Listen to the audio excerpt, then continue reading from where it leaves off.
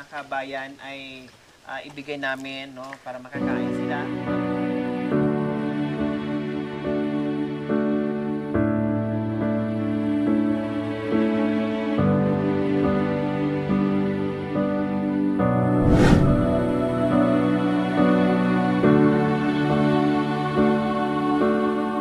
Hi, Kuya. Hello. Anong pangalan ni Kuya? Beser po. Ha? Beser. Beser. Ilang taon na kayo? Hindi ko alam. Hindi nyo alam. Ito ay mga anak nyo. Ha? Oh, hindi namin alam yung edad niya. Hindi nyo alam ang edad. Okay lang yun. Ay asawa nyo. Ha? Ay, anong pangalan ng asawa nyo? Pangalan nyo po, ate? Maricar po. Ha? Maricar. Wow, ang Beser at saka si Maricar. Mag-asawa sila, tama? Tapos 3 ang anak nyo. Ito ay mga pananim nyo? Wow! Ang galing nyo naman ang galing nyo talaga dito pagdating sa pananim dito sa kabundukan. Ano? Ito ay ang lalaki naman. Ito, Kuya Beser, ano to? Mabibinta? Makakain din po yan? Bininta po ito. Ibibinta yan? Oh. Talaga? Saan dito ang nakakain? Yung ubod, parang ganun. Okay. Ito, yung laman. Oh. Ubod pala po mga kabayan, no? Sa bagay, ang pagkakaalam ko, yung mismo puno ng saging, yung pinakamura sa loob, pinakaloob-looban niya, yung ubod kung tawagin, nakakain yon, no? Maalinamnam, para siyang mura na buko, no? Pag kinain mo, maalinamnam. So ito yon mga kabayan. No, magkano din po ganito, Kuya Beser? 150 po. 150. Pag sa inyo manggagaling. Ayan. Tapos ito, ano po ito? Bakit magkaiba? Ito po. Ito puso ng saging saba. Ito ano naman po to? Puso ng amukaw. Amukaw. Amukaw yung malalaking saging na mahaba. So ayan po mga kabayan. Tapos ito, ano naman po ito? Sili po. Okay. So dahong ng sili mga kabayan, no, na panghalo panghalo ng tinulang manok, no. Ayan, pwede na ihalo mo, may sili pa, no, may kasama pang bunga. Ayan po mga kabayan. So ito yung hanap buhay nyo dito, pananim nyo dito, Kuya Beser.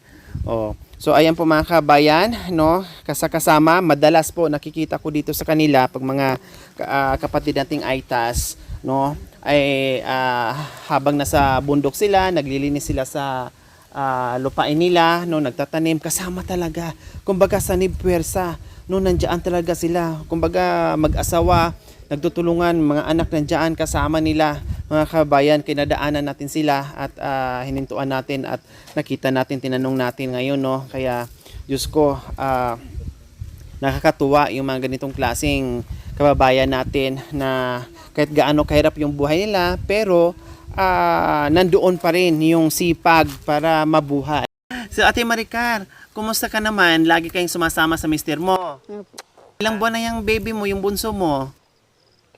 5 na po. 5 months na. Yung panganay mo, nag-aaral? Hindi po Hindi. nag-aaral. Ilang taon na yung panganay mo? 8 na po taon. 8 years na. Anong pangalan mo, be? Benedict po. Benedict, 8 years na. Tapos ito yung pangalawa. Anong pangalan dyan, Kuya Beser? Esther po. Si Esther. Esther. Then yung bunso, anong pangalan? Alaya po. Ha? Alaya ang pangalan po. Alay? Puro lalaki. Korea. No, kung dagdagan pa yan, Kuya Beser, no? Kasi maghahanap ka ng babae, no? Maghahanap pa ng babae si Kuya Beser, madagdagan pa yan. Di ba?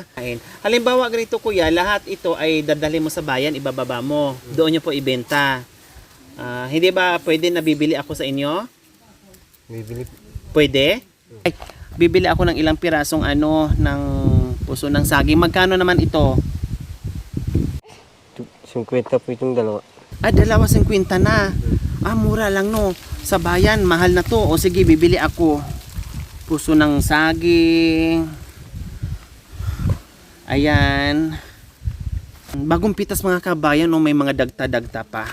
Bibili ako ng 100 kasi pag pag madami, baka masira lang. Masarap kasi ito mga kabayan, no, parang salad.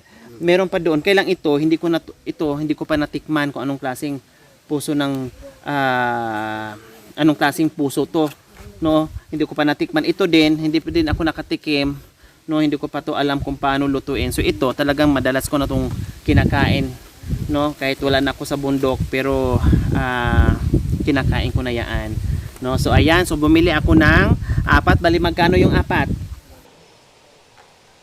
150 po. So bali 100. Ayun.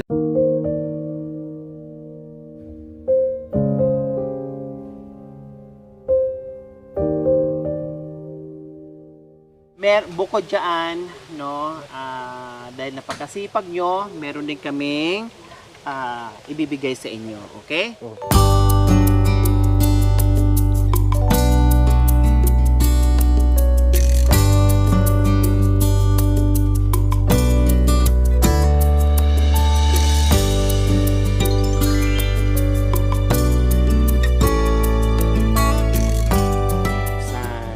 Salamat. Masaya kami po. Masaya kayo. O bakit Dahil- masaya kayo? Dahil nabigyan na po kami ng bigas. Nagtatanim kami. Bigay sa Kadora. 250 lang yung isang sako ng luya. Mura lang. Oo. Pag nabinta na doon sa Porak, 2,000 yung isang sako.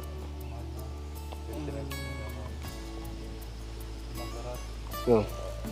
Ang bili sa inyo na isang sakong luya 350. Oo.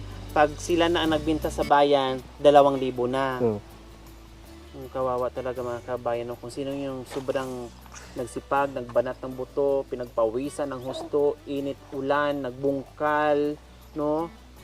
Nadamo lahat-lahat, no? Sila pa yung kapiranggot yung kinikita, no?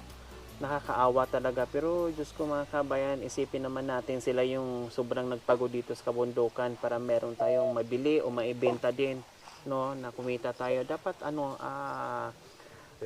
patas lang yung laban, kumbaga, na alam natin na hindi sila lugi, hindi natin sila binabarat, dahil may pamilya din silang nagugutom tulad nito mga kabayan, na kumakain din sila, na mayroon silang pangangailangan sa araw-araw, lahat-lahat, kumbaga, tulad natin na mayroon din tayong kailangan natin kumilos, kailangan natin dumiskarte para mayroon tayong pangtusto sa pamilya natin. So ganun din po sila mga kabayan, kailangan din nila magsipag, no, kailangan din lang magbanat ng buto dito sa kabundukan para matustusan din po yung pangangailangan nila sa mga anak nila o sa buong pamilya. Kaya dapat tayo ay magiging patas, magiging equal, no, na wag naman din natin silang masyadong baratin kasi kawawa.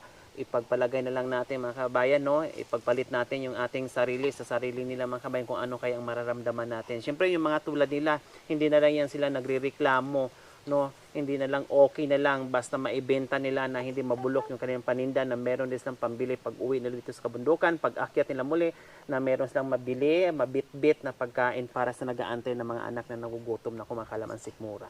Okay, so ayan, Kuya Bisel Sir and Ate Maricar, ito na po yung aming handog, no.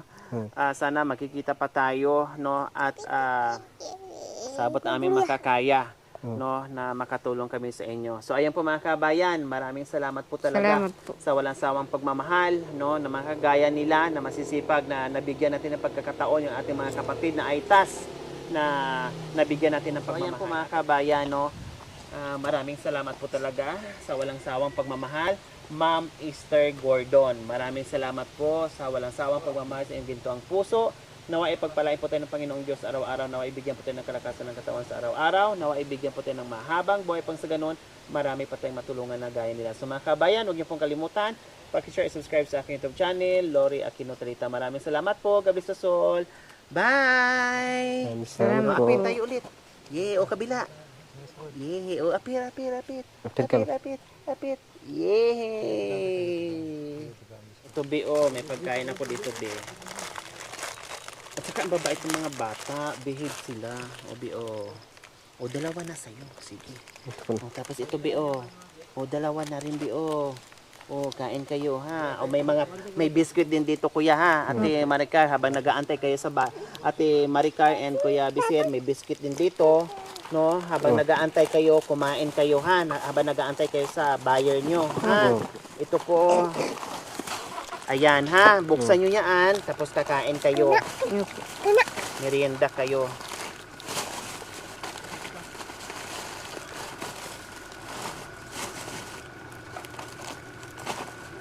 Okay, so ayan po mga kabayan, ulitin ko po, no, ito ay nadaanan natin sila, napakasipag, no, napakatyaga, hanggang ngayon nag-aantay anong oras na mga kabayan, nag-aantay pa rin sila kung anong oras mabenta at mapuntahan ng buyer mga kabayan. Sabi nga ni Kuya Biser kanina, mura lang ang kuha na dito, pagdating sa bayan ang mahal-mahal. So sa makatuwid po mga kabayan, sila yung kawawa talaga, no, sila talaga yung kawawa dito pagdating sa mga ganitong sitwasyon. Okay, so dito na po kami. Ha, bye-bye. Salamat Bye-bye, po. baby. Meron na. Saan banda, Kuya Bise, bahay nyo? Pero paglakarin, mga ilang kilometro? Pag dumarating ka na doon, gabi na. Sobrang layo po. Ay, paano kayo? Saan kayo matutulog niyan? Babalik kami po mamaya pag dumating na yung ano. Pag bunuwatin na yung buyer nyo. Okay. Anong oras darating? Ilang oras ang Alas ang 4 lakaran papunta sa inyo? Alas 4 ang ano te? Alas 4 ng umaga po. Alas 4 ng maaga ang alis nyo doon. Okay. Ang dating nyo dito, anong oras? Alas 12 Alas po. Alas 12. So mga 4, 5, 6, 7, 8, 9, 10, 11, 12. Mga 8 hours ang lakaran nyo? Okay. Paano yung mga ganito? Anong sinakyan? Binubuhat po itong ng pagbakay. So ayan po mga kabayan, yung kanilang sitwasyon, no, nagganyan po yung sistema ng mga kabayan. Galing sila sa bundok, bababa sila dito sa bayan para maibenta nila mga kabayan yung kanilang daladala na puso ng saging at ubod ng saging, daon ng sili. Ganyan po yung sipag at tiyaga ng mag-asawang ito. Diyos ko po mga kabayan, imagine, manggagaling doon sa kanila, aalis sila ng madaling araw, alas 4, darating sila ito alas 12 ng tanghaling tapat, no? At mag-aantay pa sila ngayon mga kabayan na mabenta to yung kanilang paninda, itong mga gulay, no? Babalik na naman sila. So maglalakad na naman sila ng 8 hours ngayon para babalik sa bukid. Wala pa kayong kain tanghalian? O nagbaon kayo? Hindi pa kumain po. Ha? Hindi pa kumain. Hindi pa kayo kumain? Okay. Oh my God, kaya tamang-tama talaga mga kabayan na dumating tayo, no, na meron tayong daladalang grocery para tiyak na hindi man mabenta to lahat yung kanyang paninda, na makauwi sila mga kabayan na merong bit-bit na bigas na merong maisaing na hindi na sila mangamba, manghuhula kung mabili to lahat o hindi. No, buksan mo nga yung biskwit at kainin mo sila. Diyos ko, bero nyo, ito po mga kabayan, oh, dito po, ito po yung, anong tawag dito Kuya Biser? Ito po yung ginagamit ni Kuya Biser, buhatin niya to para mabuhat niya itong mga paninda niya. Kasi yung asawa niya, mayroon ding mga anak, no? At Diyos ko, hindi ko po alam paano natin to magagawa mga kabayan, no? Na makita natin yung sitwasyon nila doon sa bundok, doon mismo sa kanila na mapuntahan natin. No, sabi ko nga kanina, kung tawag nito, may buyer kasi sila mga kabayan, baka mamaya, no, may kausap sila at nabawasan na nga natin ng 4, no? Nabawasan na natin ng 4 na puso ng saging, no? Puso ng saging saba, at baka mamaya may kausap siya na pupunta dito, din pagdating wala nang badatnan, kaya hindi natin pwedeng bilhin to lahat. No, kuya, no? Paano, kuya? Sure kayo na may buyer na kayo nito? Ha? May kausap na kayo na pupunta dito?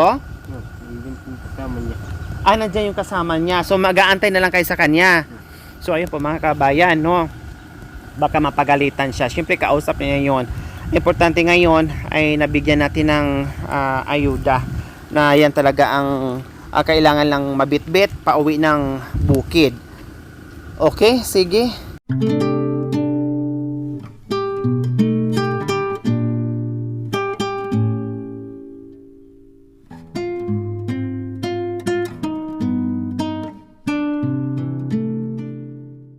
Mag-arap So ka. ayan po mga kabayan, kasi sabi nila wala pang kain. So merong baon ang team, ang gagawin natin, no? Bababa na lang kami mamaya, no? Hindi bale, ay kaya pa naman namin tiisin yung gutom. Yung pagkain na dala-dala namin mga kabayan ay ibigay namin, no? Para makakain sila bago aakyat sila ng bundok at maglalakad ng ilang oras mga kabayan, 8 hours. So ngayon, kukunin natin, no? Ipakain natin sa kanila yung dala-dala nating pang lunch ng team. Okay lang sa inyo kuya? Ha, ibigay namin yung pagkain sa inyo Kuya Beher para makakain na kayo ng kanin, lalo itong mga bata o tiyak nagugutom, ha? Kumain muna kayo bago uuwi, okay? Okay, sige. Tambay na. Kaya pala parang ang tatamlay nila kanina pero kahit gutom sila, no, hindi sila umiiyak, no, hindi umiiyak.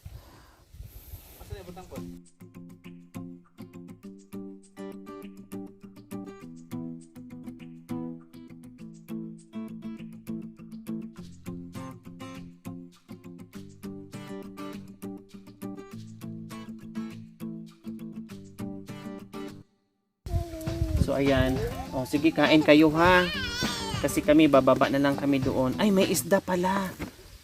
Isda pala tong ano, akala ko prito, isda pala. Oh sige. Oh. Oh, ayan. May kanin, may isda. Ito may kanin pa. Oh. Then pwede na maglagay ng pagkain diyan, pwede rin gumamit ng paper plate ha. Oh, tapos ito kutsara. Sige, kain kayo, dali. Oh. Sige, kain kayo, Bi. Oh. Sila din. Ito mamaya na yan, Bi. Mamaya na yan, kain mo na kanin para mabusog ikaw ha. Oh, dito ko lagay, Bi ha. Dito ha. Ito kami mo, samay. Dito kuya, sige. Ay, wag na hiya, wag kayo mahiya. Oh, sige. Oh.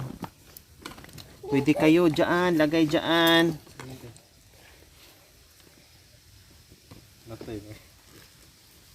Yung saging namin, ayun, saging namin mga kabayan, oh, nabugbog na. Pero masarap siya kasi magulang. Ayan.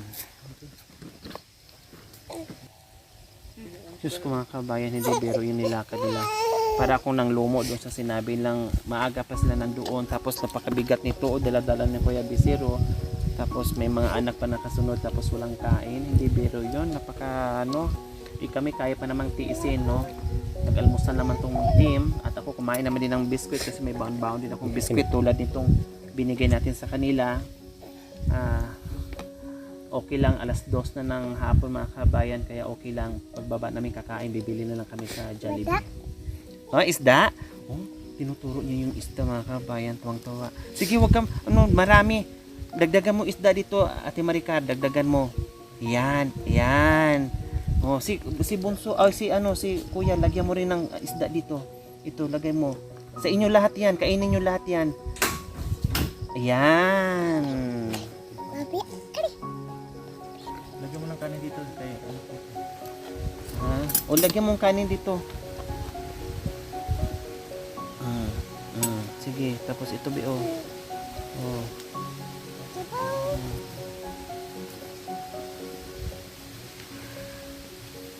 Sa akin, itong gulay. Masarap tong gulay. Ay, sabaw daw. Sorry, sabaw. Sabaw? O, sige, sabaw. Dili. Gusto mo pala sabaw o maraming sabaw. Oh.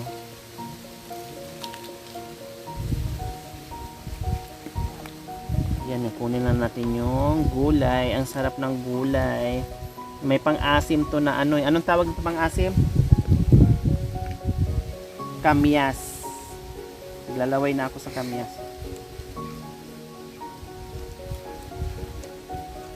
Asim. Sarap eh. Ha? Sige, kain ka. Damihan mo yung kanin mo. Dandahan lang ha, kasi tinik ha.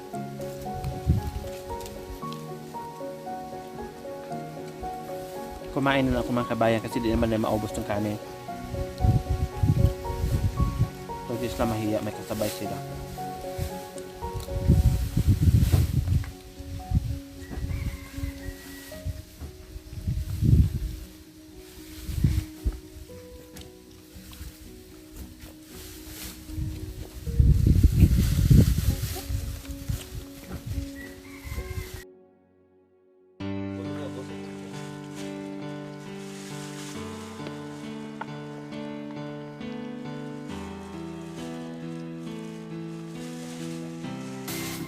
Ubusin yung kanin ha. Maraming kanin kuya.